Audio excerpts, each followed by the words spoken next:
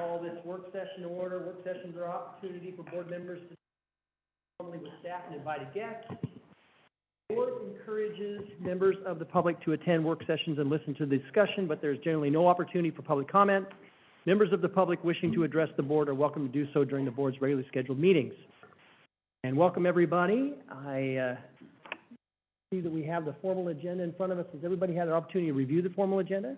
Any questions, comments, discussion? Go.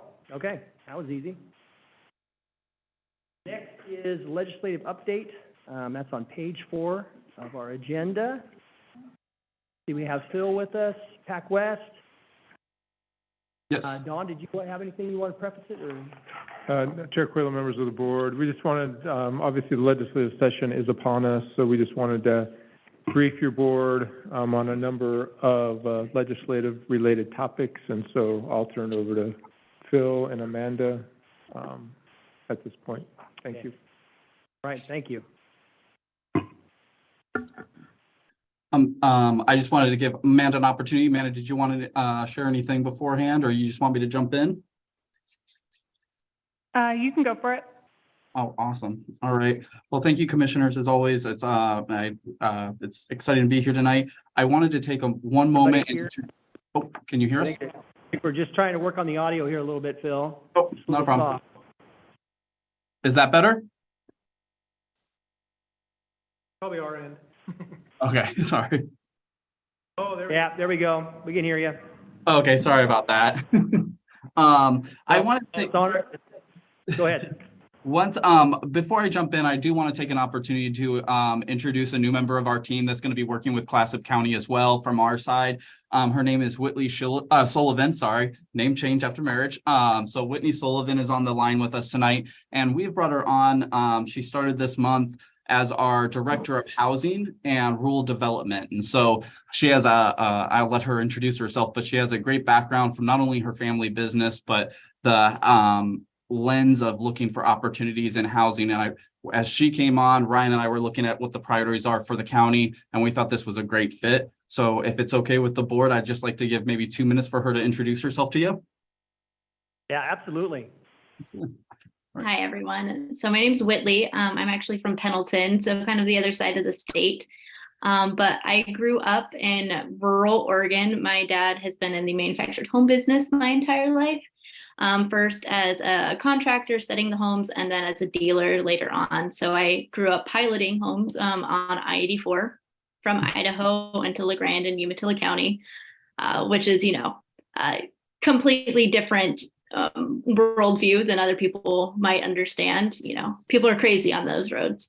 Cabbage is no joke, but anyways, I went to Willamette. I majored in politics and philosophy, and then I ended up getting my first job in politics with PAC West back in 2020, which was a crazy world, to get into politics. And I was saddled with doing some campaign work for Representative Bobby Levy, who was then just a candidate. The last 2 years, I've actually been working in her office as chief of staff, and we've dealt with a lot of rural housing issues, specifically in Wallowa and Union counties. So when Phil had kind of offered this position back to me with the scope of housing, I was really passionate about it. And I'm very excited to see what, opportunities we have in Clatsop County. I know that housing is maybe the most important issue this coming session. And I think there's going to be a lot of grants and opportunities for us to take advantage of. So I look forward to working with you all. Yeah, pass it back to you, Phil. Thank you, Whitley, and welcome. Thanks. Thank you. Awesome. All right. Question, Mr. Chair? Phil, before we get started, Commissioner Thompson has a question. I just wanted to make sure that Whitley had seen the letter that this board sent to Governor Kotek. I will, Okay. if she has, I think she has, but if not, I will make sure she does. So. I do have a copy of it. Thank you. Thank you, Commissioner Thompson. Okay, Phil. Well, Chair, the first slide we wanted to go over for you folks is just, it's a little bit past the last economic forecast that we received, but it is still having consequences in what we're hearing legislators talk about as they're preparing for the next economic forecast coming here in a month or two. And I want to just highlight the economic aspects of that report and the revenue aspects. And the revenue has really been driving our conversations with leadership in the last couple of weeks.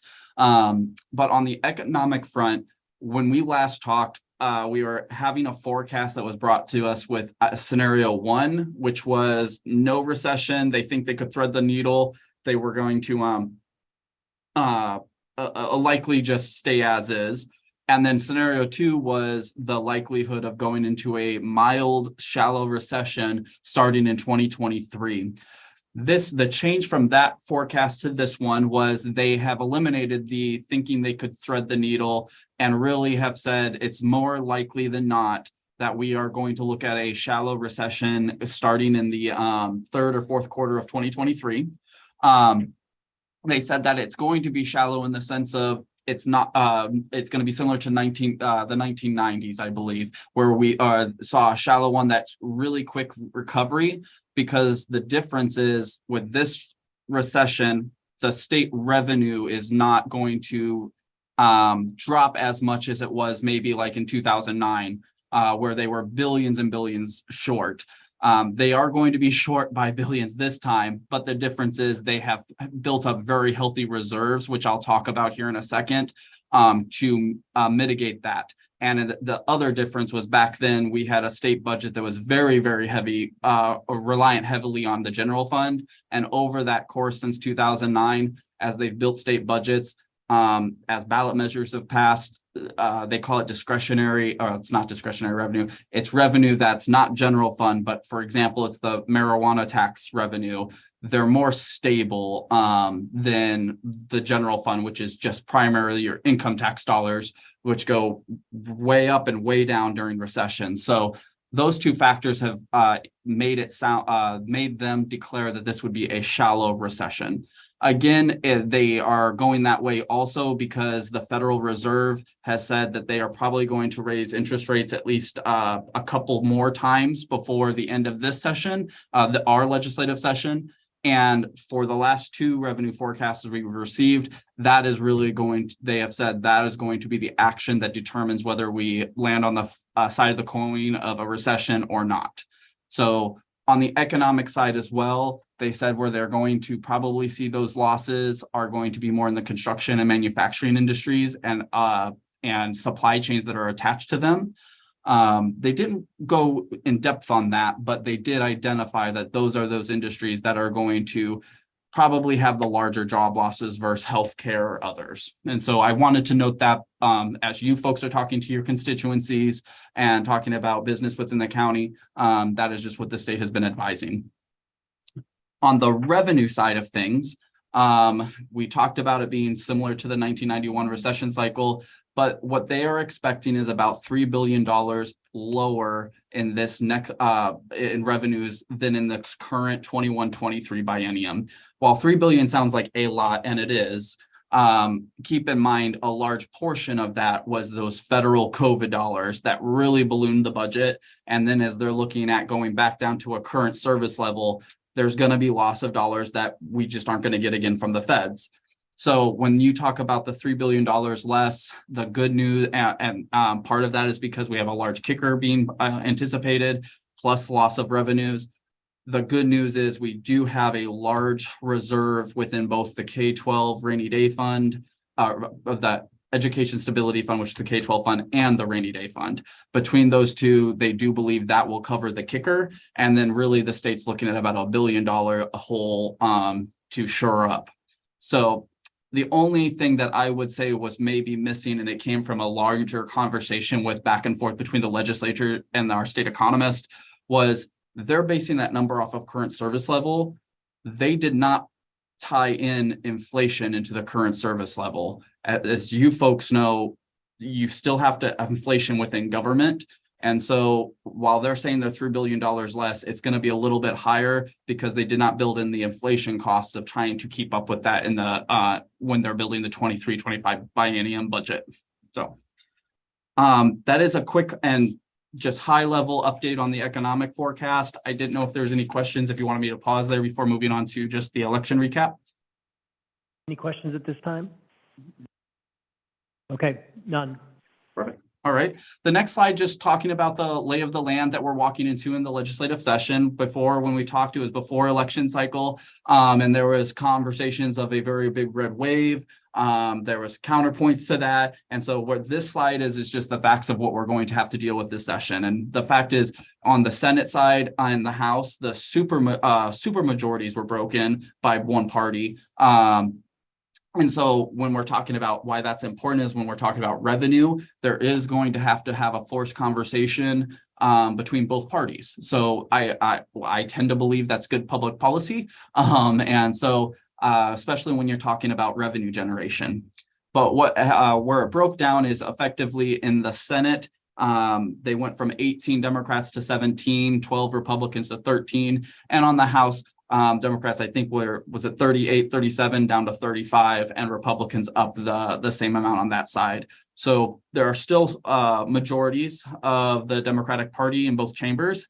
That's not bad. That's not good. That's just the facts that we deal with going into this session. The good news, though, is the new leadership has been very open and willing to meet. And when I say the leadership, not only are we coming in with different numbers from last session, you're coming in with a new governor's office, a new Senate president, and a speaker.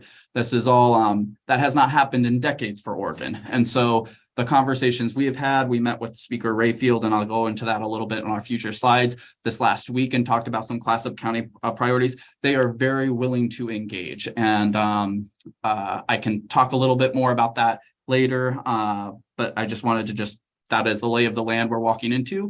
And I could go to the next slide. All right, so we now know what the political makeup is going into the session. This is just the updated slide from our last presentation showing you the deadlines for this coming session. And these are really important, specifically chamber origin deadlines.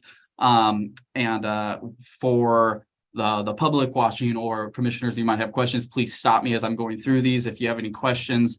But effectively, we had this week as organizational days and swearing in. The next big deadlines coming up are LC drafts and chamber deadlines. On the 13th of this month, Legislative Council draft requests are due. Those are right now they have unlimited requests due to Legislative Council because it's a 6-month session. Legislators in the short session only get 2 bills. In this long session, it's unlimited up to a point. And so before session, all these drafts had to be to Legislative Council if they wanted it read on the first day this week. And about 1,800 bills were read that first day. We expect about another 1,000 to be landing for the public view here in, I believe it's the 13th or 17th or 18th when they come back and officially start session again. Those bills will land and get first read. So I expect about double what we currently know. But that deadline on the 13th is getting those to LC so LC can start working on amendments and committee actions. And as it says right there, session will begin on the 17th. You'll get those bills returned to members at the same time. But where you see in March is the first chamber deadline post work session. These are really important. If it's a House bill or a Senate bill, it has to have a work session posted in its committee in that chamber by that date. It's 5 o'clock on the day. If it doesn't, that bill is considered dead and it does not move forward. And so about a quarter of the bills will die in that first chamber deadline. The post work session doesn't have to have the work session. That's April 4th. But once it has to be on an agenda posted for folks to see, and with the intention of it moving forward. That will be a good visual for you folks to see whether leadership's going to move forward a lot of broad projects or bills, or are they going to try to consolidate them into one big housing bill, one big transportation bill. That's usually where you start hearing those conversations. So expect that in March and April. May is where you have the exact same timelines, just it has to go through them in the other chamber. Again, you'll then lose about another quarter, so about 50% of the bills will be dead after that May 2nd chamber deadline, and they'll start moving forward into June, where you're having targeted sine die. The budgets will start moving because of the revenue forecast landing. So I'm really covering this high because I know you're limited on time, commissioners, but I'm happy to answer any questions more in depth about what those dates mean and timelines if you need me to. Actually, we don't have any time constraints, I don't think, because I think this is the only item on our work session. But does anybody have any questions at this time? I'd like the opportunity, if I could, Mr. Chair, Mr. Thompson. to call and talk with Phil about some interests and concerns I have. So Phil, are you the one I call, just generally, because I'm doing a lot of AOC liaison work, and I want to make sure that Clatsop County's interests are fully integrated into AOC and your work. So I want us to be seamless in that, and I think it's better if I have a call with you. So if you look forward to that, are you the one?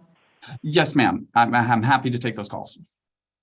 Oh, good. I'll look forward to that. Thank you. Thank you. Thank you, Commissioner Thompson. Commissioner Banks? So I just have a question just in regards to some legislative concepts that are, important, I think, to Clatsop County. One being the Highway 30, hopefully ODOT study.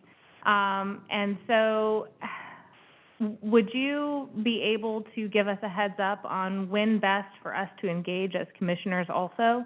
I mean, I love that we have a lobbyist, and I love that we have you working for us, but I also feel like our voices are important too, and would lend some strength to pushing those LCs into bills and hopefully into, fruition. Absolutely, Commissioner, and I would agree 100%. We're lobbyists. Legislators know that they'd like to hear from their peers and elected officials at the county level and cities level. So I would say now that the governor's kind of got her feet under her, she's announcing staffing of who's going to be tackling what. We can start definitely engaging more on the executive office. She's been asking everyone to hold off until she has a team in place. She's also desperately trying to get a governor's recommended budget out by February 1st. But I think now is the time to start putting in those meeting requests we have already. And I can tackle that as we get into our legislative slides as well, but now is the time to start engaging. The legislators are starting to spend more time in Salem. They're starting to, realize that while they always have their families, they're buckling down and starting to get to legislative work now, knowing that they only have till June. So that's where their mind's at now that the holidays are over. Okay, thank you. Yeah, Commissioner Webb. Yeah, Phil, do you all, now that the governor is putting together has put together her transition team, do you all just wait until the legislature to do your lobbying, or do you ever have any contacts with the transition team and with her new staff? Just procedurally, how do you handle that? No, that's a great question. So every administration works different. She has been much more open to having meetings. In the past, we've had executive staff that would say, once it gets past the legislature at a certain point, then we'll start worrying about it and talking about it, but they didn't want to spend their time on things that were maybe not moving. This one's very different. We have been engaged with her staff already. We've actually reached out and said we are very interested in making sure that she's touching base with the county when she makes the Clatsop County visit of her One Oregon tour, and we have suggested the priorities that the county has already talked about. First in the letter, also about the highway and the bridge, and I think we also talked VA, and I'll get into that as well. VA funding for the county offices, and so they've responded. They've been engaged. I would say we treat it as there's the legislature, you're lobbying them, and the executive branch is separate from them. And if you don't lobby them either or try to outreach, you're missing one leg of the stool, because they still sign off on bills, they sign them into law, and they need to be educated and help the policy.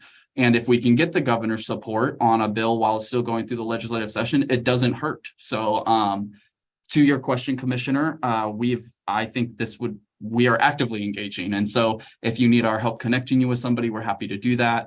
But we have some meeting requests out currently on those topics for the county, and we're just waiting to get it on the schedule. Okay, thank you. Did I answer your question? I'm sorry. Yes, you did. Thank you. Okay. Very much. Sorry. Any other questions?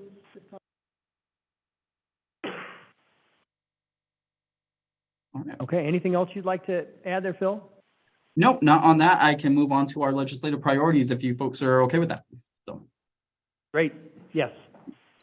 Oh, and to my point, what I couldn't remember what that third portion was that we reached out to Tina Kotek, it was Project Turnkey, now that I'm seeing the slide. Sorry, because that was her her project that she pushed as a legislator. We talked with county staff that making sure that she understands operational funds need to be part of that conversation.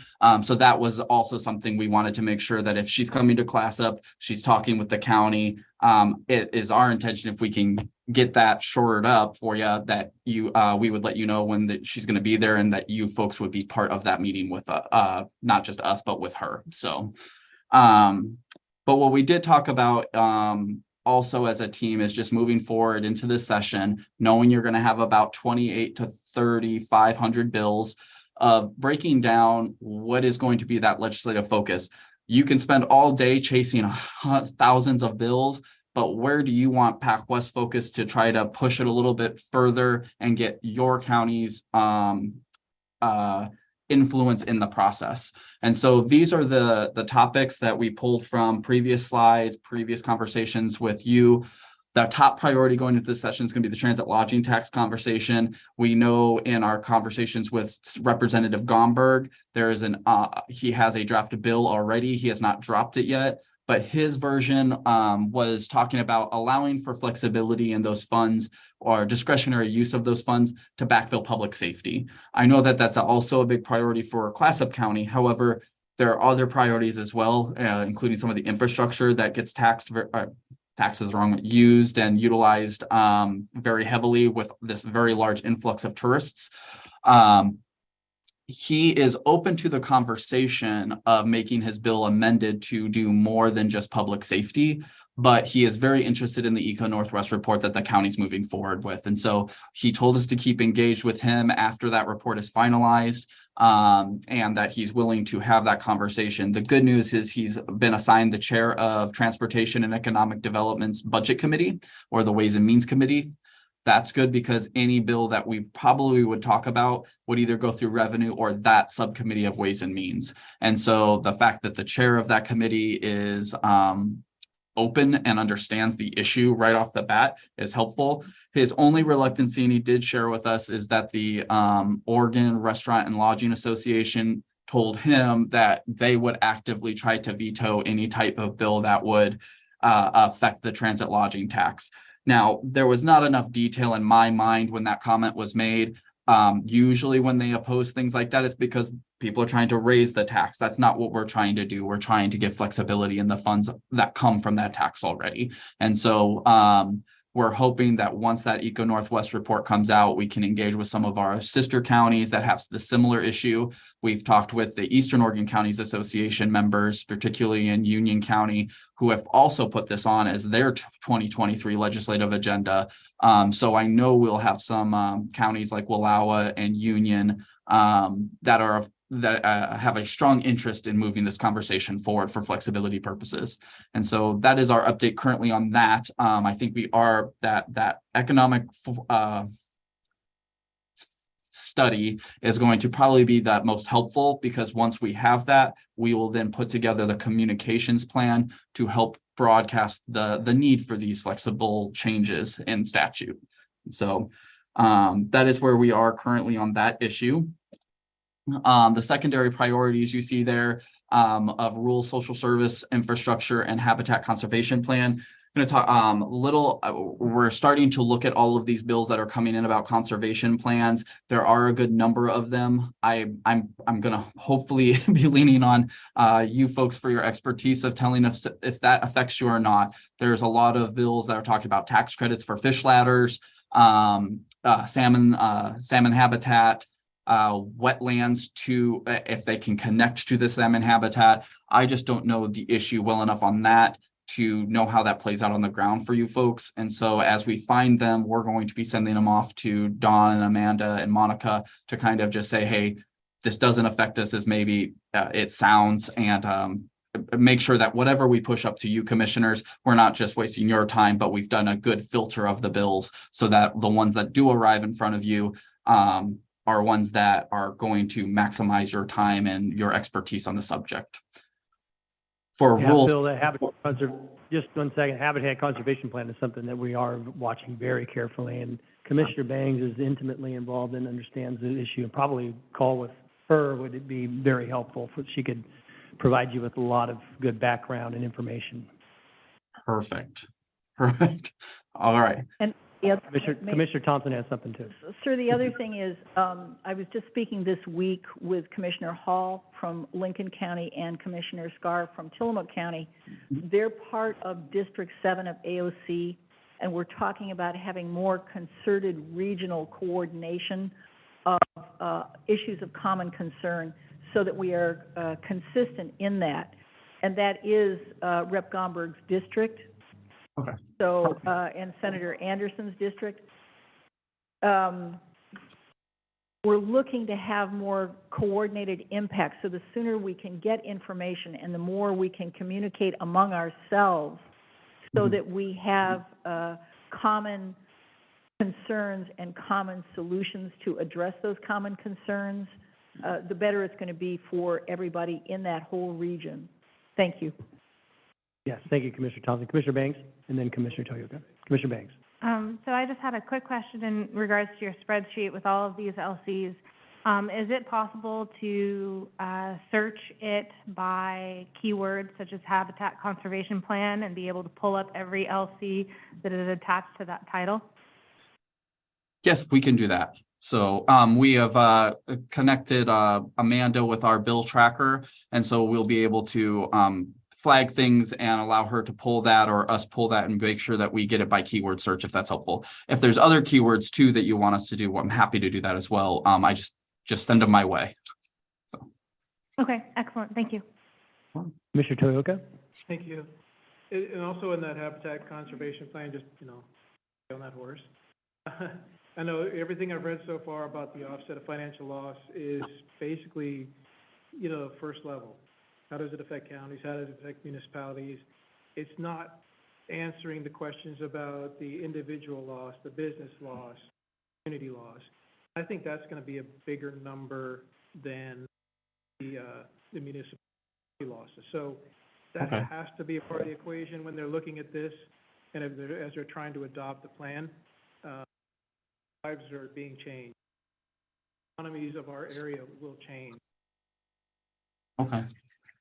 Commissioner, if it's okay, I'd love to maybe jump on the phone with you a little bit and understand that as well, because I'm going to be tracking the dollar portion of that, and Whitley will be helping on the policy side. And I know they're interconnected, but at the same time, part of that will probably go through Ways and Means, others will stay in policy. So if it's okay to grab you on the phone one of these days and kind of make sure I'm understanding that exactly.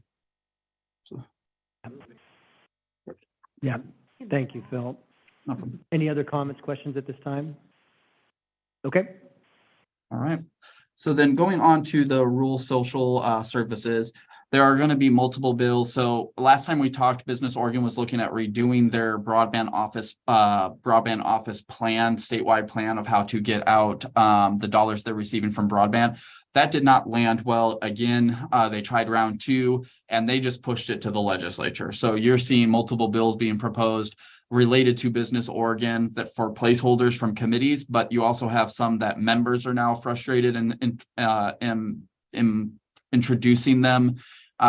Most of them are about, I think, under the term telecommunications instead. But they know they're going to gut and stuff and have a large broadband bill that comes out. Part of that is the legislature wants oversight from the large amounts of money that are coming in from the federal government for broadband. And sorry, can we go to the next slide? I think I just reversed it. Is the next one the social services? There we go. Sorry about that. I'll go backwards on that. Apologize, Amanda. But for the broadband, they will have one bill. It's going to try to capture all of the conversations going around broadband, but at the same time talk about oversight so that the legislature can track that rather than just giving over all the funds to the state agency to delegate out, because that statewide map and plan did not land well with counties, cities, things like that. Part of that, one of those bills is calling for a study from the state and engaging with local partners, including local governments, about finding out where are the barriers to building out broadband. I know middle mile is very important to the county. So I want to make sure that we engage with the agency. We've talked with Melissa Drugi again this last week about that. She's connecting me with Nick Batts, their legislative director, so that as they move forward on a bill, which they know will come out, while we might not need to specify it in an amendment, there just needs to be something on the record that maybe Nick from the agency says this bill should include, so that we have something mentioned that they want that study to be encompassing middle mile, other barriers that are important to Class Up. So I wanted to connect. Go ahead. Phil, Commissioner Thompson has something she'd like to add at this time. I'm delighted to hear that. Thank you, Mr. Chair. The rural counties have often engaged in collaboratively addressing this concern in the form of broadband action teams. For example, Colpack, Columbia, Clatsop, Tillamook, and Western Washington County has a broadband action team. So as you're looking at experts in the field on the ground to add input that's relevant, please consider the area economic development agencies, because they have relevant current data. Okay. Thank you. Thank you. And Phil, we got one more, Commissioner Bangs. I just have a comment, or request that you reach out to Senator Weber. Currently, I have a number of constituents in my area that haven't had a landline or internet service for over, I would say we're moving on into 3 weeks now. And a lot of them are seniors who do not have cell phone service, or if they do have cell phone service, it is a very low quality. Sadly, our cell service out in my area also does not rate very, very well on always being able to get a dial tone. So, yeah, just a heads up as you're talking about broadband. My particular area has been hit pretty hard recently. Okay. No, well, and Commissioner, I might be grabbing you on that meeting. I have a meeting request into Senator Weber, originally for the childcare conversation, childcare, and I can add this to it if you're okay with that, and then maybe touch base to see if you can join us on that. Yes, most definitely. Okay, perfect. All right. I tackled housing a little bit already. We have been talking, and next time we meet, we will have another team member that also has a good background in housing that I think you folks will like.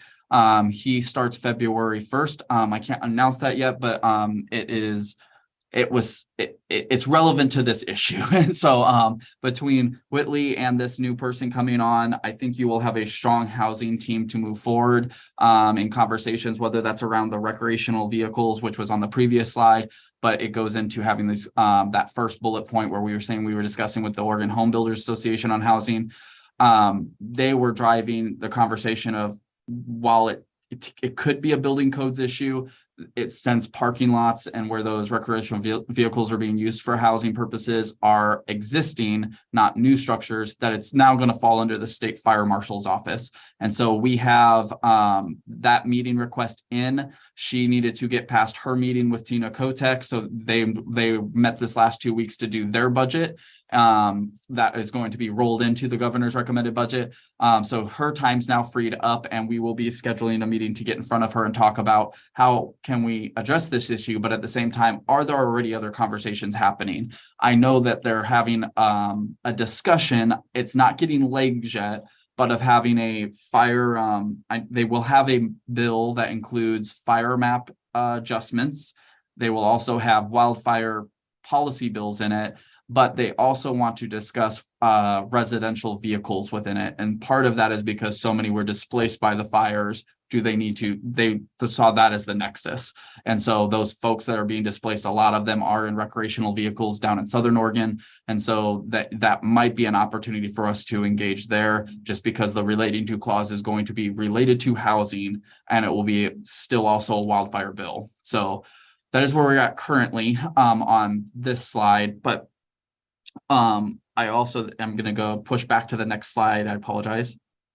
There we go.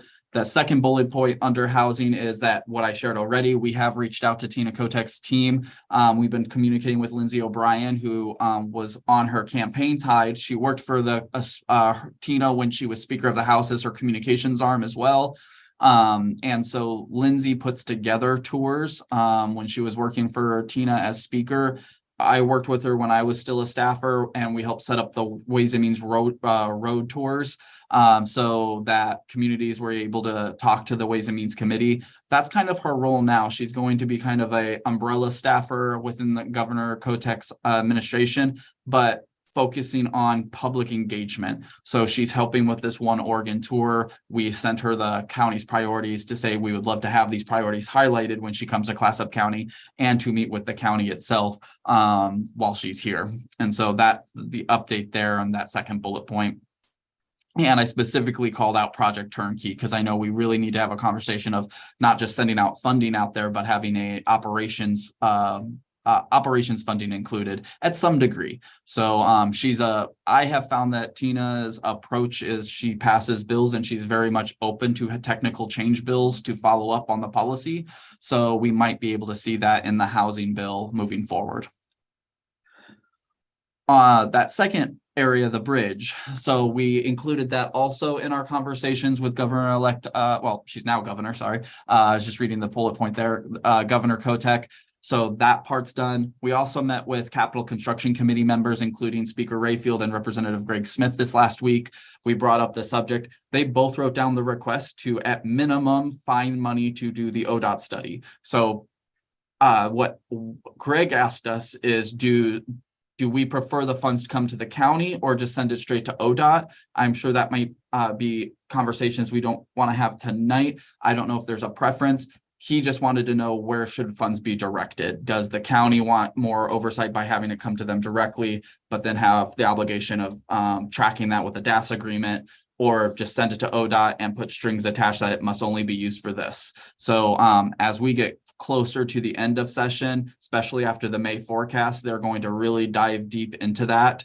I shared with them our past that the county has been meeting with ODOT. Nobody's against trying to solve this problem, but it's a matter of making sure that the structural integrity of the bridge is maintained. But at the same time, public safety is addressed as well. I also shared with them that we did do outreach to OHA for any funding opportunities, which the answer was no. We did outreach to the previous administration, and they just did not move quick enough before the new ones came in. And so that is where we are. Both Greg Smith and Dan Rayfield wrote down that request to fund a study. So, but they said just keep that on the forefront of their mind.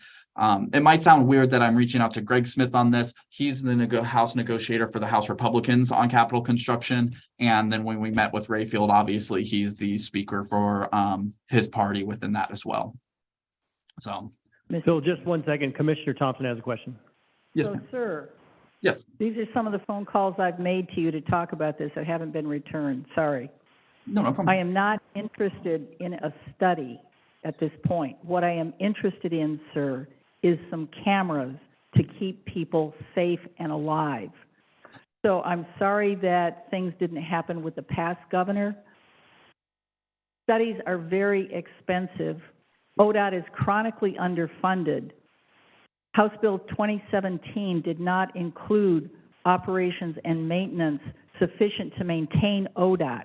We are looking at the program that every county in Oregon depends on to administer the federal transportation dollars going away because ODOT doesn't have the money. So with great respect for my colleague who's interested in having a study in Napa, I'm concerned about how is ODOT going to address the shortfall in operations and maintenance if we piecemeal things into studies, which are very expensive. I want some cameras, and I want them, pardon me, colleagues, I want them as quickly as possible because I don't want to see anybody else going off that bridge. Thank you, Mr. Chair. Commissioner Thompson, Commissioner Webb. I guess this is a question for my colleague. I thought that our emphasis on the bridge was the issue of suicides. It is. So Yes. that's what you're talking about. The cameras The cameras are a deterrent. What we asked for was what we thought was a pragmatic and affordable solution, which was to post cameras which would go, which would be read by the 911 centers and monitored, save lives, call 911, so that people attempting to walk onto the bridge to do harm to themselves could be seen on camera before they were able to carry out their unfortunate impulse. That's what we were looking to do. And a study, I'm concerned about spending money on studies. Engineering studies, we know this, are very expensive. ODOT is chronically underfunded. I want to keep people in this community alive and safe. And I think cameras will do that much more quickly and much more efficiently than another ODOT study, which gets into the engineering and adding things. Engineers are expensive. We know that, don't we, Commissioner Webb? Thank you, sir. Commissioner Banks?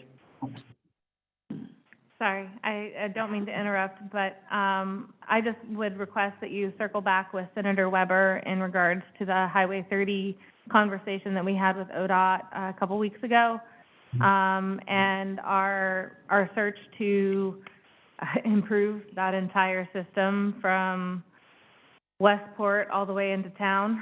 It's quite a mess, and so Senator Weber is beginning something very similar that she did for Highway 6 in her area down, I don't frankly know where Highway 6 is, I'm sorry. Tillamook.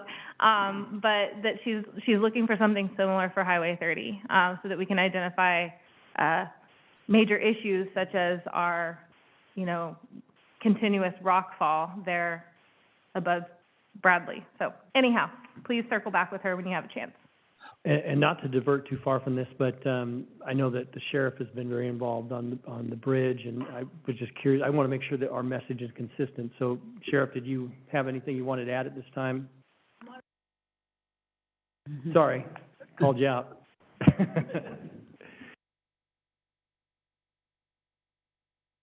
Thank you, Chair Quayla. I definitely had a short time to prepare for tonight.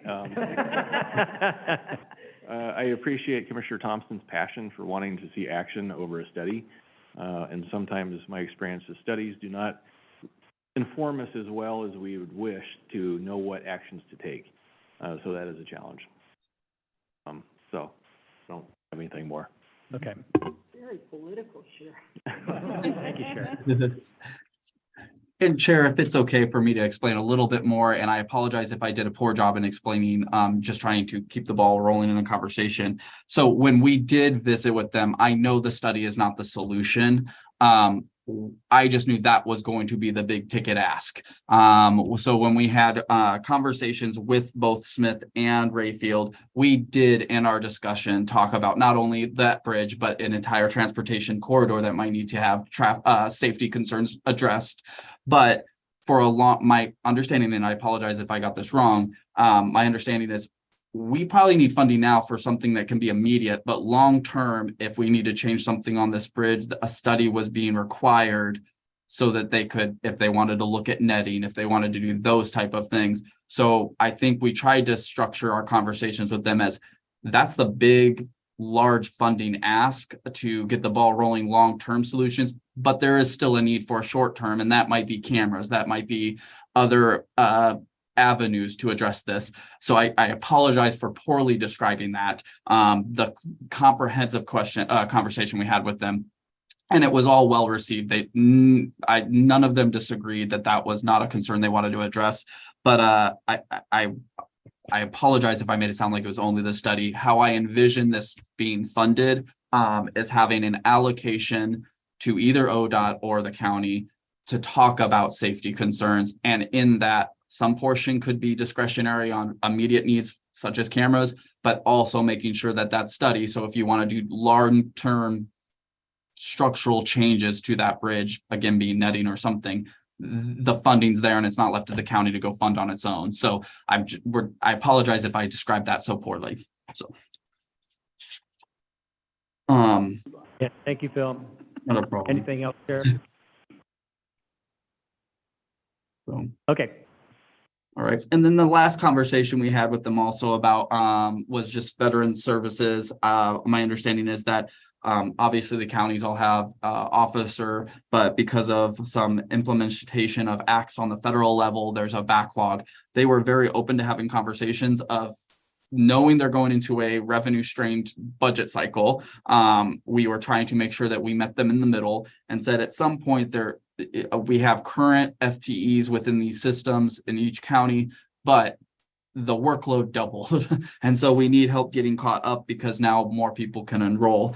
They are going to send me questions, but they were very open of saying maybe the solution is for one biennium, we hire additional veteran county officers to help get caught up on backlogs, or and it's not just this county, a lot of counties are having this issue. So I at some point do want to talk to you, Commissioner Thompson, about maybe making sure AOC is in that, since it's going to be a all county issue.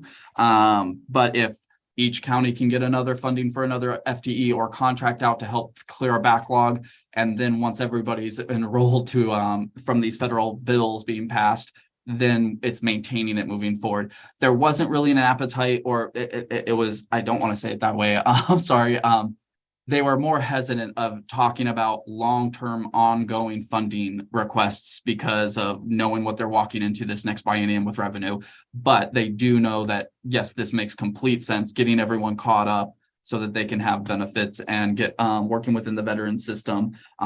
That was received well. And so I wanted to report back on that as in addition. So.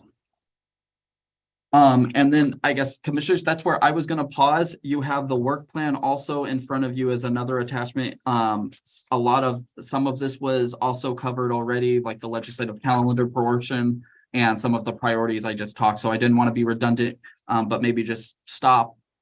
Have you folks tell me what questions you have. The only thing I would say is right now we're going through that 1,800 bill list, making sure that we're trying to whittle it down and then get that completely to your team to start prioritizing what goes to the top, what goes to the bottom. Do we want to engage in a level that we're meeting with folks, or do we want to find out if there's coalitions on certain bills and make sure the county's logo is included, things like that. So we are going through that process right now this week. So. Mr. Chair. Thank you, Phil. I think Commissioner Thompson has a question. I really appreciate that, and I apologize if I got head up, because I did. No, it's an important issue, so. The public safety issue is so compelling and so heartbreaking to me. To the extent that you're coordinating with the AOC policy staffers, that's going to be the best step I can recommend, because generally speaking, my sense of it, colleagues, is that our colleagues at AOC are representing what we think is our point of view for the most part in regards to legislation. That may be, that may change for a particular bill, but I see Commissioner Webb shaking her head. Well, that's my sense of it. So maybe that's an internal issue that we need to work with, but I still say it stands to work with AOC policy staffers. Thank you, Mr. Chair. Any other comments, questions from the board? Commissioner Webb? Yeah, I apologize, Commissioner Thompson. I wasn't being entirely negative. It's just that I really treasure what we're doing with our own folks. And I think their perspective, especially, I was very impressed with this report from them, especially given the fact that they predated a lot of the stuff that's been going on in Salem for the last few days. And so I really appreciated that. But I know that you are our best representative at AOC, so I appreciate that. Just looking for concerted effort and concerted success, and I think the more universal our leverage is and our concerns are, the more successful you'll be for us and AOC. Thank you. I agree completely. Yeah, good discussion. Any other questions, comments? Commissioner Banks? And I know this is a complete, side note, but while you're there in Salem, I know that, our Oregon Fire Marshal reached out to me, regarding the recreational vehicles and resident safety. And I guess I think the one thing that I would like in that conversation is how they plan to, mediate that, or how they plan, I mean, it's great to put more codes or whatever on the books, I guess, but if you're not already, enforcing current codes, I guess the how. I think that what I would like to know, or what I would like to be part of the conversation or a question asked, within this is how. Just so that it's a full conversation, because just creating code isn't solving a problem. It's just creating code and putting words in a book. I would like to know how we can, improve the safety of residents, especially in those neighborhoods of wildfire, impacts. Yeah, thank you, Commissioner Banks. Any other questions, comments? Bill Schurz and Whitley Sullivan from PacWest, thank you very much for the presentation and for the Q&A. And sounds like a few of our commissioners will be reaching out to you soon. Perfect. Thank you. Talk to you Have a soon. great evening. But- Thank you. Bye. Let's take 9.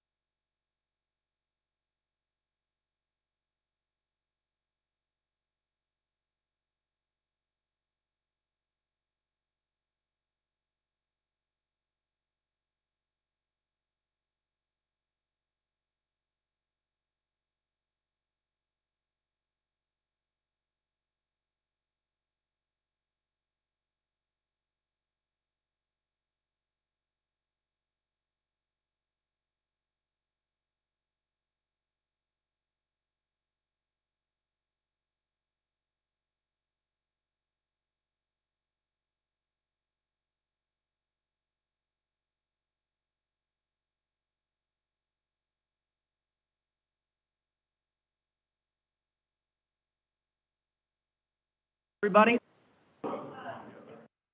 Yeah. All right, here we go. Board of Commissioners as the governing body of Clatsop County, all county service districts for which this body so acts, and as the Clatsop County Local Contract Review Board is now meeting in regular session. All rise for the Pledge of Allegiance.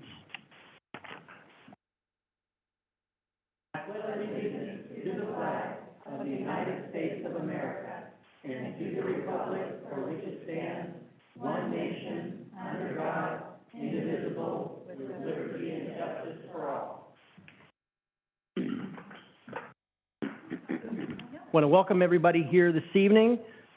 Teresa, can we have the roll call? Yes, Chair Quila, Here. Vice Chair Thompson, I'm here. Commissioner Toyoka, Here. Commissioner Webb, Here. Commissioner Banks. Here. Okay, first item of business is the designation of chair and vice chair for 2023. First is to designate the board chair. Are there any nominations for board chair? Mr. Chair? Commissioner Thompson. I would like to nominate you to continue as our board chair. I have the fervent wish that we see a progression and a sharing of the leadership. In the meantime, I think you've done a fine job. I think we have grown as a governing body. I hope that you will continue to improve our performance and develop our collegiality and our, I want to say, our peer review process to help each other grow and do better. Second. Well, thank you very much, Commissioner Thompson, Commissioner Banks. Any discussion? Okay, we'll go ahead. It's been moved and seconded to designate Mark Wheeler as board chair. May we have a roll call vote? Sure. Vice Chair Thompson? Aye. Commissioner Toyoka? Yes.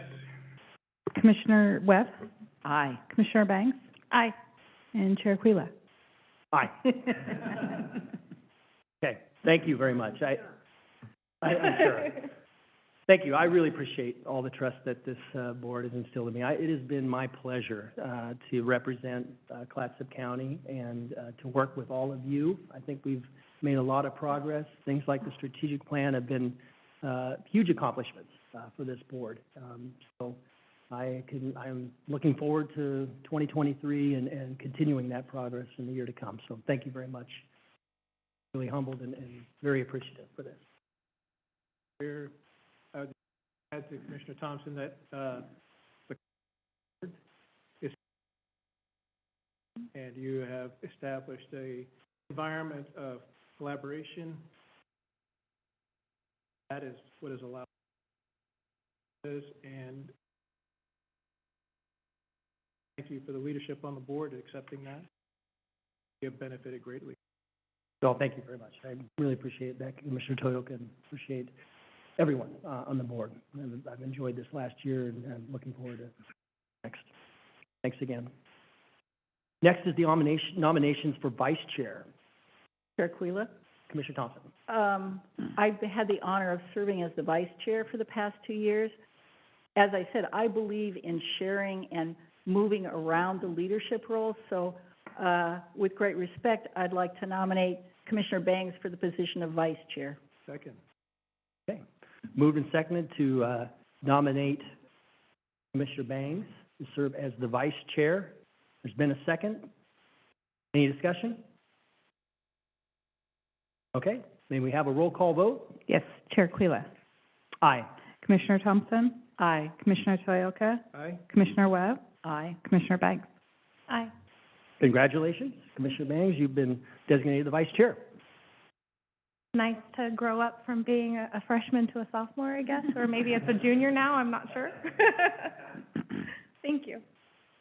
Yeah, congratulations, and thank you to Commissioner Thompson. You have been a fantastic vice chair. I've really enjoyed working alongside you, and you've just been such a great leader, and you've been leading us on to AOC and other bigger things, so you'll continue to have that leadership role.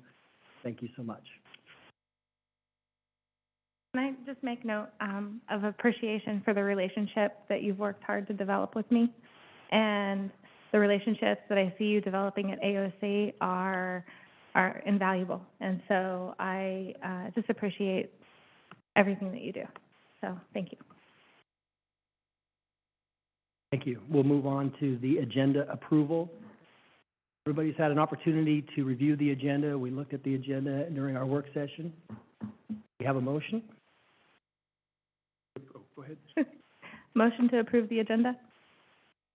Move and second to approve the agenda. All those in favor signify with an aye. Aye. All those opposed? Okay, motion carries. Next item is a proclamation for Mental Wellness Month, and it's on page 31 of our agenda. And I know Amy Baker, our Executive Director of Classic Behavioral Health, is joining us virtually. Amy? At least she was. Somebody's talking, but I... We got a little audio-visual issue here right now. Amy, are you on?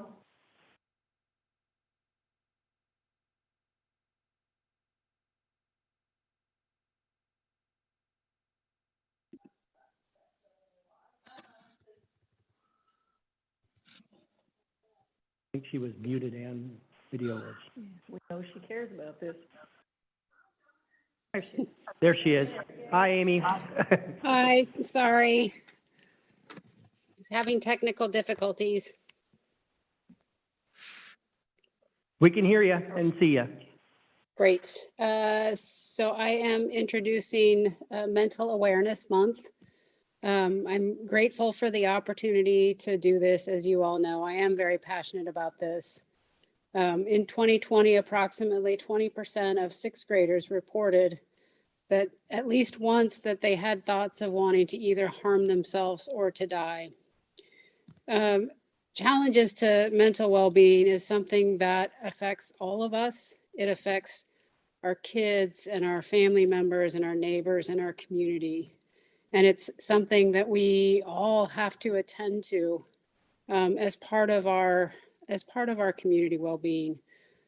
So thank you for the opportunity to acknowledge this month.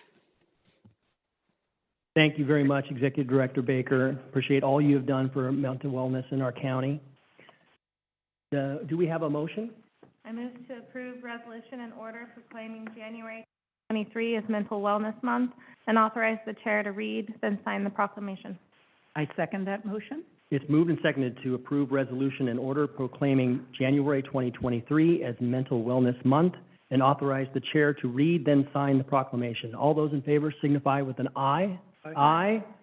All those opposed? Okay, motion carries. I will go ahead and read the proclamation in the matter of proclaiming January 1st, 2023 through January 31st, 2023 to be Mental Wellness Month. Whereas mental health is essential to everyone's overall health and well-being, and whereas all Americans face challenges in life that can impact their mental health, and whereas prevention is an effective way to reduce the burden of mental health conditions, and whereas there are practical tools that all people can use to improve their mental health and increase resiliency, and whereas with effective treatment, individuals with mental health conditions can recover and lead full, productive lives, and whereas each business, school, government agency, healthcare provider, organization, and citizen share in the burden of mental health problems and have a responsibility to promote mental wellness and support prevention efforts. Now, therefore, be it hereby resolved that the Clatsop County Board of Commissioners does hereby proclaim January 1st, 2023 through January 31st, 2023 as Mental Wellness Month in Clatsop County and invites all community members and local agencies to join in this month of observance by raising awareness and practicing acts of self-care that promote well-being and increase resiliency. Dated this 11th day of January, 2023, Board of Clatsop County Commissioners, Board Chair Mark Wheeler. Thank you, Amy Baker, for joining us this evening, and appreciate that. This is a very good month and a good message for all of us starting the new year. Next item is The business from the public, I know I have one person that signed up for business from public, and if you do want to participate in business from the public, if you sign up with the blue sheet and then pass it to Teresa.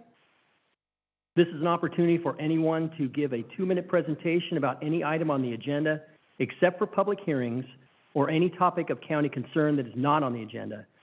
Clerk of the board, has any member of the public signed up to speak remotely? No, they have not. Okay. And we do have Joe Segura.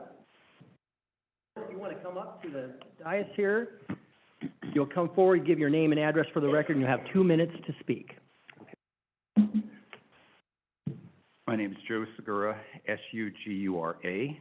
I live at 78528 Highway 53. It's right at milepost 9, if anybody knows what that is. So, does everybody know Highway 53? Oh, excellent. And so from the fish hatchery down to the county line, there's probably, I don't know, 30 homes. I don't have exactly what, but I imagine there's about 30 homes. And, you know, we're at the end of the county. Mm-hmm. So for services and stuff, it takes a little while to get there. So we kind of take a neighborhood kind of policy. Everybody knows each other. And the reason I'm here is because of this one property, which is very close to mine, maybe 500 feet away, and it's a wasteland. It's an absolute wasteland. It's a junkyard now. Cars, there used to be a house there.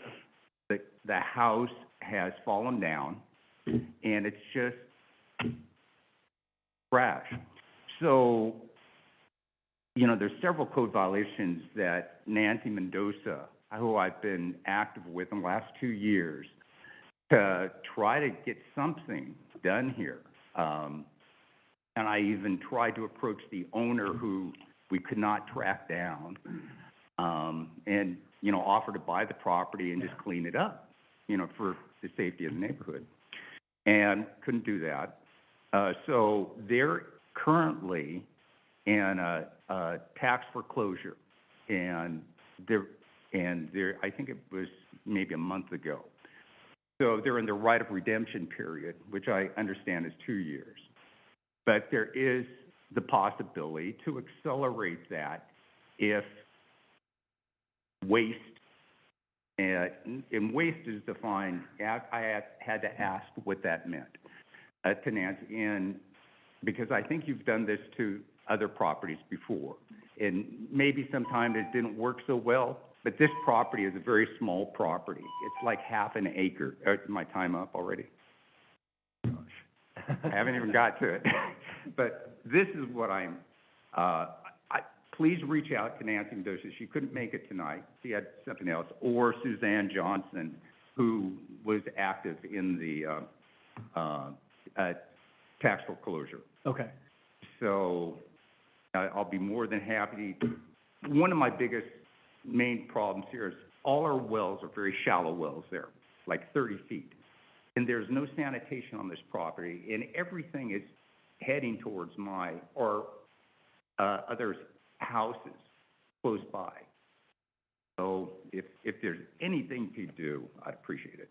And by the way, I moved from Multnomah County 3 generations, and I don't know if I caught you guys on a good day, but they should take notes from you guys. So, that's all I have to say. Thank you. Appreciate you bringing this matter to our attention, and we will follow up and Thanks. report maybe to staff. Chair Quillen, members of the County board, staff will follow up, and we will coordinate, and we will respond. So thank you. Thank you. Does anyone else wish to speak during public comment? Okay, we'll go ahead and close public comment at this time. Move on to the consent calendar. There's several items on the consent calendar. We've had an opportunity to kind of review those. Any questions, comments? Okay. Commissioner Toyoka. Well, it's not a point of contention. Number 12, lease agreement, building and ground shop. I have no financial. There's my father-in-law. So I just wanted to make that aware, but there is no conflict of interest, but I just, in case anyone would see the name on that and go, there's a connection, it is his, not mine, so. Thank you, Commissioner Toyoda. Any other comments, questions? We have a motion? I move to approve the consent calendar. Second? Moved and seconded to approve the consent calendar as presented. All those in favor signify with an aye. Aye. All those opposed? Okay, motion carries. We'll move on to commissioners' reports. We'll start with Commissioner Thompson. Okay. Colleagues, this is my packet from AOC just on Monday. Commissioner Webb had said, I'm curious about commissioners' liaison reports. I thought, oh, well, I have never wanted to take up all the airtime and tell you all the stuff that goes on, but I did want you to know there's a lot that goes on. I wanted to read to you the Natural Resources Policy Portfolio, because I thought that would give you an idea. Natural Resources Steering Committee met from 8 to 10 a.m. in Salem. You could also come virtually. Commissioner Webb was there. Thank you. The policy portfolio for that committee: agriculture, county forest trust lands, county parks, county property, endangered species, energy development and siting, federal land policy, land use of resource lands, ocean and coastal policy, pesticide control, predator control, private and state forests, state lands, state parks, soil and water conservation, water masters, water regulation, weed control, wetlands, wildfires, wildfire regulation, and vector control. That's one committee. I'm working with the clerk of the board and some other members to look at how we can capture links to some of this information, because if you want to go deeper, there's a lot into which a person could go deeper. Any feedback is welcome. Any collaboration is more than welcome. But we're working collaboratively, and I will tell you, colleagues, I'm gratified to have your appreciation and support. My report from AOC is I have been invited by the second vice president to be co-chair of the membership committee. I've been invited by the AOC treasurer to be vice chair of the budget and finance committee. I've been elected by our colleagues as chair of the District 7 committee, which is Columbia, Clatsop, Tillamook, and Lincoln counties. And I met earlier this week with Commissioner Hall and Commissioner Starr. We're looking at beefing up the functionality regionally of District 7. So we're represented there. I'm also one of the half dozen county commissioners who's a delegate to the LGAC, which is the Local Government Advisory Committee, which is working to redefine and improve counties' relationship with the Oregon Health Authority and the Department of Human Services. So these are all areas where the idea is, how are Clatsop County met? How do we get more resources? Because we're spending tax dollars. We want those dollars to come back home. Problems. And we get that by the team play, first of all, on this board, and then in the regional and other liaisons and statewide. So we're seeing good progress. I'm grateful for your support, colleagues. I'm grateful for your understanding. However we can work together most effectively, I want to do that. Yeah, that's Thank my you, report. Commissioner Thompson. We really appreciate your leadership at AOC and other ways on the state level, so we benefit from that. Thank you so much. Commissioner Banks. Yeah, Commissioner. May I make a I really, really salute the work that Commissioner Thompson does at AOC. One of the things that I had a long conversation recently with Representative Gomberg about the Coastal Caucus, which has been for a number of years a really effective, very effective legislative group. But the longer that I'm on this board, the more I realize how different the North Coast is from the South Coast. And I think that the committees that, what is it? It's the AOC regional group, 7, what do you call it? District 7. I'm sorry, I just couldn't think of the word. And I think that increasingly, even though those of us, especially Commissioner Thompson and I, who serve on the multi-county groups that we do, we work very closely often with North Coast, other North Coast commissioners. And no matter what party they belong to, no matter what their responsibilities are, working together, I think, is just a terrific thing. And I'd really like to commend Commissioner Thompson's leadership of this group, because I think that as things like the Coastal Caucus become perhaps less feasible, less powerful, less et cetera, and as we realize how often unique our North Coast counties are from southern ones, there are so many, issues like we talked a few weeks ago about the whole issue of wind turbines, and the other day in Senator Wyden's town hall, which Commissioner Thompson facilitated. Very much for your leadership there. We realized, I wanted to talk to the fisherman who spoke with him, because the issues of wind turbines, for instance, are very different on the North Coast than they are on the South Coast. And so I just think there are a lot of these issues, and I think that the District 7 committee is going to be an increasing resource for us to mobilize the other counties. It's a good group of counties. We have a lot of things that we have in common. And so I really admire your leadership, and I hope we can give Commissioner Thompson a lot of support for activating that group. Because I think we can really have some good work to do together. So thank you so much for that, really. Agreed. Welcome as the Yeah, flowers. thank you, Commissioner Webb. It would be nice to see the Coastal Caucus revived again, because that was a very effective group. I know, but apparently there isn't the political will. Commissioner Banks. Yeah, so it's been kind of a quiet beginning to my month. We had a child care task force meeting here Monday, I don't know, Tuesday, thank you, my days run together. And we are gearing up for our, replacement for our temporary management position there that Dan Gaffney has been heading. So what I think I have an ask is that everyone share that link to the application so that we have a strong application pool for that replacement. Okay. Well, Dan chose to do this as a short-term, get-us-started situation.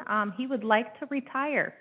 And as much as I'd like to duct tape him to the position because he's doing a great job, I think his wife wants him to retire. So, and I'd love for him to continue to be my daughter's soccer coach. So, anyhow, we are looking for that application to close, I think, on the 19th? Yeah, meeting on the 26th, I think, to review. Okay, yes, okay. So just share that application. It's come through our email, and I know that PJ has also worked to put it into a link and share via social media. On that note, I've had a Fair Board meeting. They are very excited to get started with new members, so they are awaiting us and our next meeting to elect their new members to the Fair Board. They're already planning their work sessions, and Fair is coming very close. I know for many it's like 8 months from now, but in the terms of being the Fair Board, planning starts now, and you'll notice that they contracted Sawyer Brown, I read correctly. All right, and I'm kind of excited for that. On another note, CFEDC met yesterday and elected their new board chair, Dan Goody, from ODF. And so he charge in CFEDC. I had an OWIT meeting last night with Oregon Women in Timber, and we discussed the fundraiser that you've all been invited to, the Natural Resources fundraiser for the FFA, the fisheries group in Warrenton, the forestry group in Napa and Seaside and Jewel. So it's going to be a wonderful fundraiser, but also an awards dinner for our natural resources industry, and all of you have been invited. So please check your email for that from, I think, Lindsay sent that email. And so I'm really looking forward to that. I get to do something. I'm volunteering for something that night. Who knows? It'll be entertaining, that's for sure. And we also discussed having a spring sixth grade forestry tour instead of a fall sixth grade forestry tour. That was just a brief discussion at OWIT. Being flexible, just with ODF and so on and so forth and other conversations, just might have a schedule change because there's been a lot of tours that occur in the fall, and ODS and staff kind of get a little strapped for time. That was what was expressed to me. Granted, there's nothing for sure in the works, but it's definitely in the discussion up in the air, and they are so glad to have that sixth grade forestry tour revived. They're looking to reach out to other grade levels, and I'm excited for that because I feel like our children, the sooner they become educated in you know, multiple different topics, the better. And one that I really loved at this last sixth grade forestry tour is how to treat our forest when you come visit, and how to be a good camper, and how to pack it in and pack it out and leave no trace. And so that was a huge, very insightful tour stop for my students, but also for the students in Clatsop County. So anyhow, I think that's it for the meetings that I've had. Yeah, thank you, Commissioner Banks. I'm sorry, Your turn anyway, Commissioner It Webb. must be in the food, but I'm gonna comment with everybody. One of the things that I would love to see is some kind, even though we do, you know, we do the, I can't remember what it's called, forestry tour? No. Not wrong, Board of but really Forestry tour? close. No, the sixth grade thing is one of my favorite events in the world. I mean, I just think it's wonderful. But I'd also love to see something maybe for high school, and we talked about this when I was on the CFEDC. Some kind of maybe a, more of a high school employment-oriented tour for kids, taking them, you know, to places like to the mill, giving them more of kind of a variety, you know, of forest industries. We talked about it in COVID happened in, you know, but anyway, I think that in addition to a sixth grade tour, something a little different. The sixth grade tour is absolutely wonderful.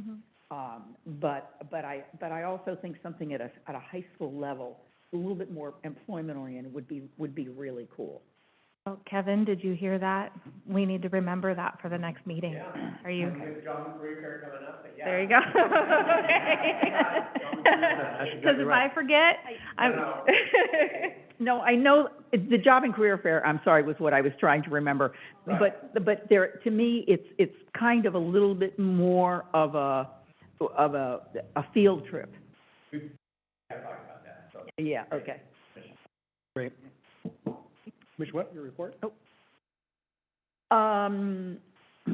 We are wrapped up at the Housing Authority with wonderful growth. Our executive director is really appreciative of the money that Clatsop County has allocated to help her strengthen her staff. And she's taken a wonderful approach, I think, at how to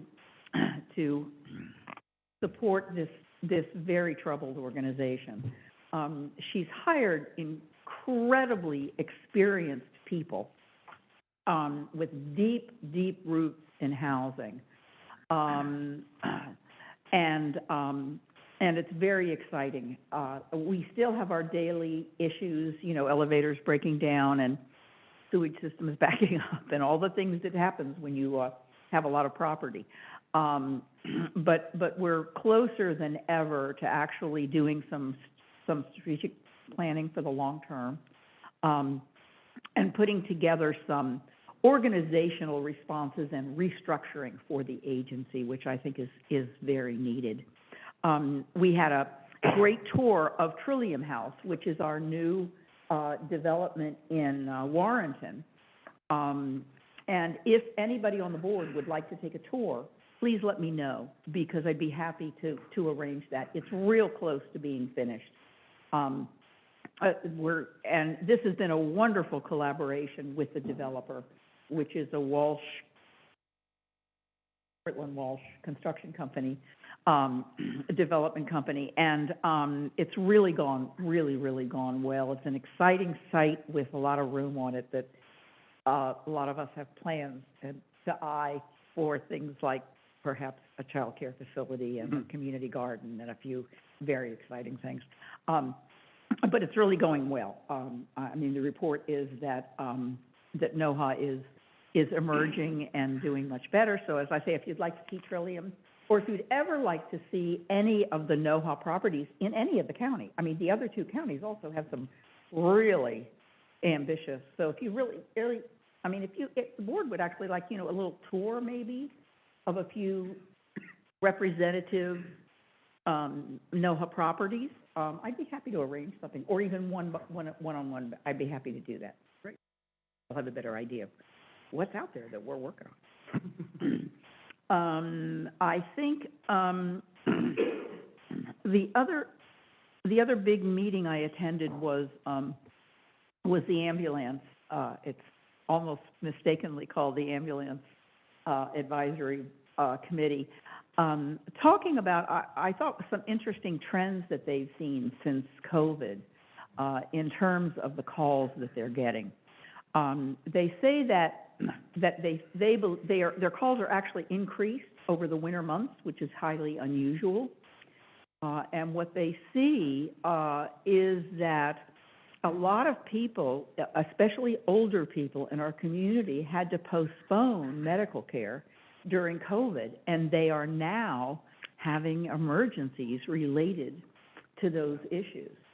And so there was a lot of discussion.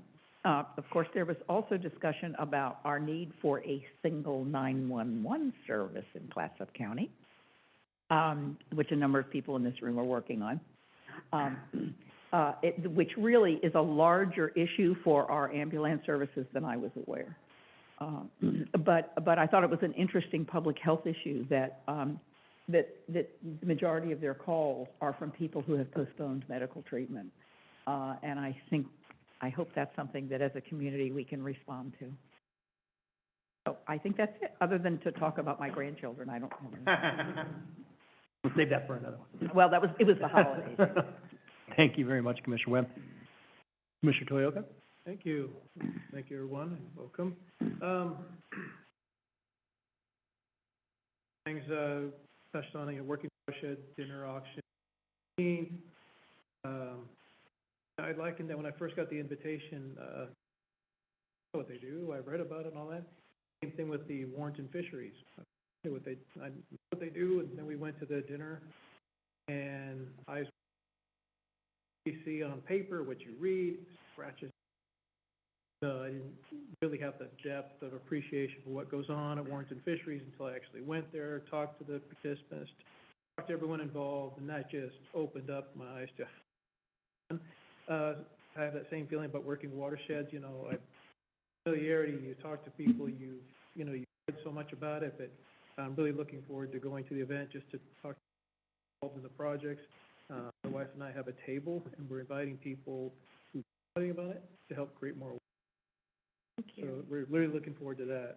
On the housing front, had some great discussion. I've talked to county manager and our chair, Quayla, about the built-to-rent project proposal in Warrenton.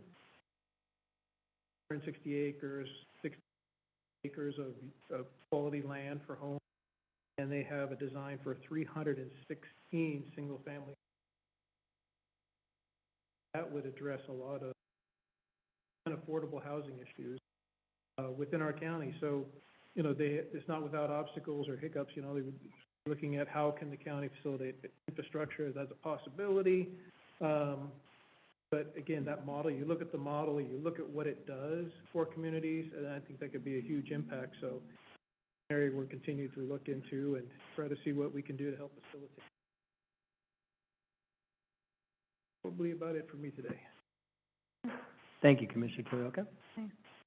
And I do appreciate you mentioning about, scratching the surface and seeing these programs up close. I know that the Warrenton High Fisheries Program is a pretty coveted position that kids are applying and trying to get to be a part of it. So that's That's pretty neat to see it up close, and I appreciate that you said that. I was just gonna mention, Nicole Bales wrote an article about the housing, meeting that we had and our letter, and I really I don't have to regurgitate, it was really well done, covered all of the points. Thank you, Nicole. And just, maybe just to recap a few things that, you know, this was with the transition team, the governor's transition team. There were about 25 people, and represented here in the county was Mayor Ballensiefer, the city manager, Scott Spence in Seaside, Amy Baker from Classic Behavioral Health, and Alan Evans from Helping Hands is on there. And then I think Elisa Gertler from NOAA was there as well.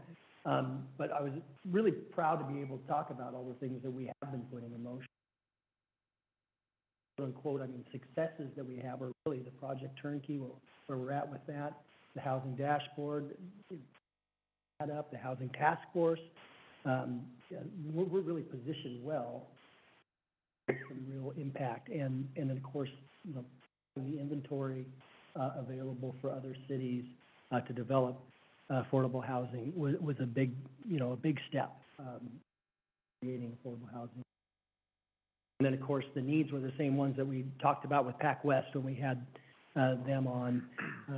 The operational funds for Project Turnkey is a big ask, and then, you know, some more money for rural services and other needs within the county. So that was the request. I think it was well received, and everybody provided some input on things like property tax reform and others.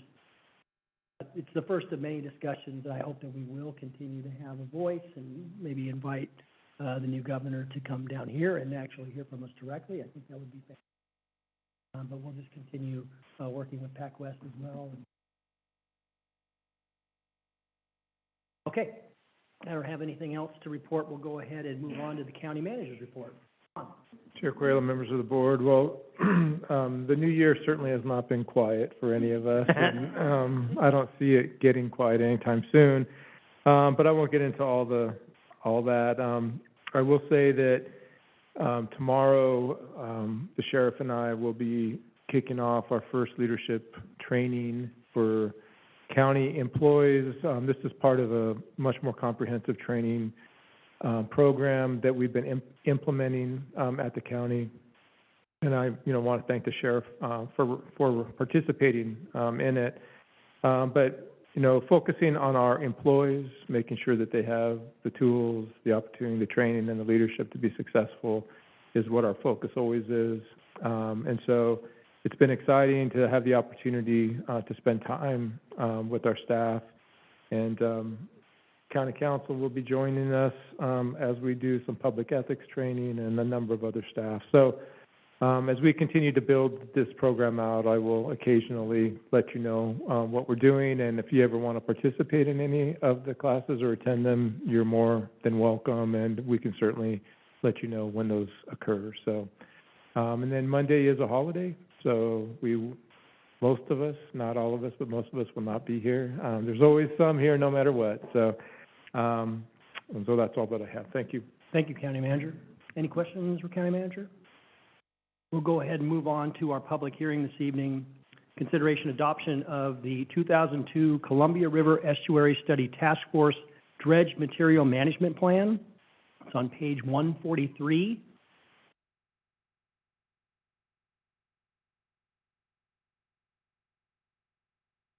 Let me get to 143 myself.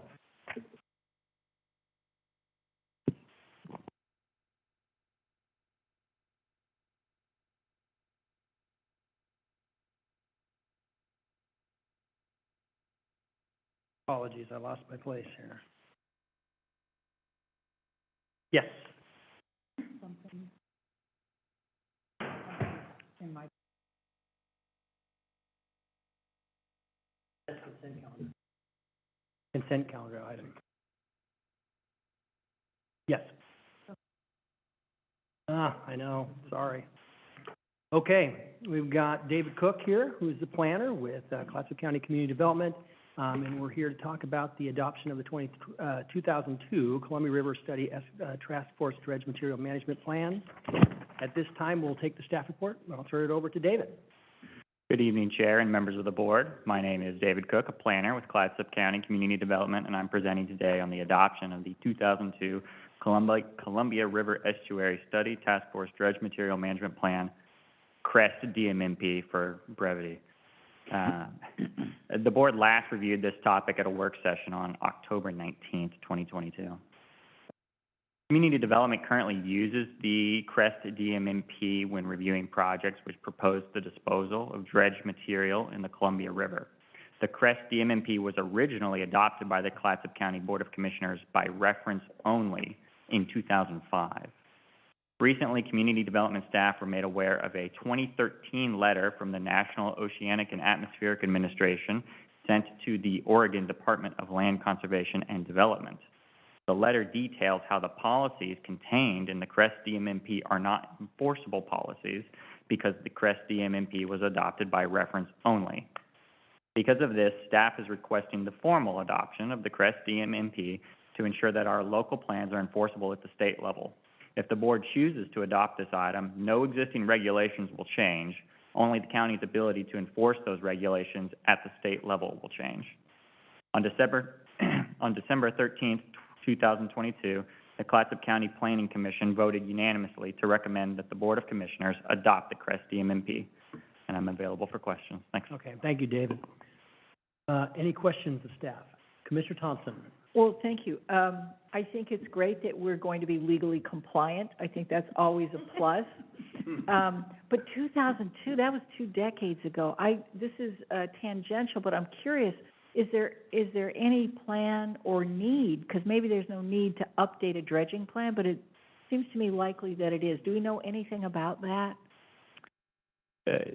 Commissioner Thompson, currently there's no plan to update this dredge material management plan. The CREST DMMP is a pretty intergovernmental document. It has things for the state of Washington. It takes a lot of input from the U.S. Army Corps of Engineers, who's sort of the primary player in terms of dredging in the Columbia River estuary. So right now there's no current plan to update the CREST DMMP. If anything, our dredge material regulations might update when the comprehensive plan goal 16 and 17 are updated. Thank you. Thank you. Any other questions? Okay, at this time, I'll go ahead and open the public hearing. Has any member of the public signed up to testify? No, they have not. No. Okay. Has anyone that's joined us here this evening, does anybody want to testify? Okay, we'll go ahead and close the public hearing. Any questions, comments from the board? Otherwise, do we have a motion? Okay, I move to adoption of the 2002 Columbia River Estuary Study Task Force Dredge Material Management Plan. Commissioner Thompson, seconds. Moved and seconded to authorize the adoption of the 2002 Columbia River Estuary Study Task Force Dredge Material Management Plan. All those in favor signify with an aye. Aye. Aye. All those opposed? Okay, motion carries. Thank you, David. Thank you. Appreciate the report. We have one item on our business agenda this evening. This is the City of Astoria quitclaim deed. It's on page 238. And our Assistant County Manager, Monica Steele. Good evening, Commissioners. So before you this evening is a quitclaim deed for 2 county-owned lots. This came to us a while ago in regards to work that the City of Astoria is doing to make improvements on the 33rd Street Bridge. During the process, engineers assisting with it identified the need to increase the radius of the bridge for safety purposes. And so in order to do that, the City of Astoria is asking us for the county to deed over a lot that is south. And in addition to that, they need an additional lot to set up space for the construction to kind of be able to maneuver equipment and such. And so they are also asking for an additional lot that is just slightly to the north of that. Should the board authorize the chair to sign this quitclaim deed, they county would turn it over under ORS 271.330, and should the city not use the property for this intended purpose, it would revert back to the county. Thank you. Any questions? Commissioner Webb? Yeah, this is in my hood. And, I mean, I walk this area a lot. It looked to me as if the northern side was where they were actually gonna be using, is gonna be a part of their construction? Or am I, did I get it backward? So, Anyway, it doesn't matter Okay. for my question. okay. My question is that, do they truly anticipate that, this, one or both of these properties would revert to us? Looks like just one of them would. No. Because it's a staging, they were using it for a staging Yeah, I area. think that they would intend that it would stay with the city even after the staging process is over. Oh, Yeah. okay, okay. Commissioner Banks? Just follow up on that, did they allude to any plans after staging is over or complete on the use of that property? No, they did not. The piece of property that would be used for the staging, if you look at it on the north side, it's a very small triangle. And so, Really, yeah. it's really small. Commissioner Thompson? Assistant County Manager Steele, my compliments for resisting the request by Astoria public officials, with due respect to Commissioner Webb's hood. Oh, we don't need any reversion clause. Thank you for keeping that. Any other comments, questions? Okay, Thank you. thank you, Monica. Now we need a motion. I move to authorize the chair to sign the quitclaim deed releasing all of its rights, titles, and interest in tax lots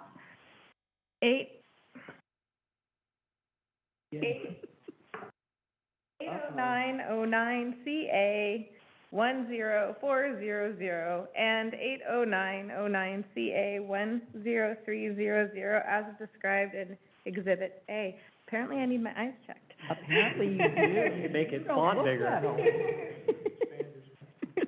Second? Okay, moved and seconded to authorize the chair to sign the quitclaim deed releasing all of its rights, title, and interest in tax lots 80909CA 10400 and 809CA 10300 as described in Exhibit A. All those in favor signify with an aye. Aye. All those opposed? Okay, motion carries. Do we have any items for the good of the order? Figured out how to make my font bigger. Oh, good. One accomplishment. You got Mr. Banks' font is bigger. Excuses from you middle-aged creatures. Okay, we'll go ahead and adjourn. Thank you very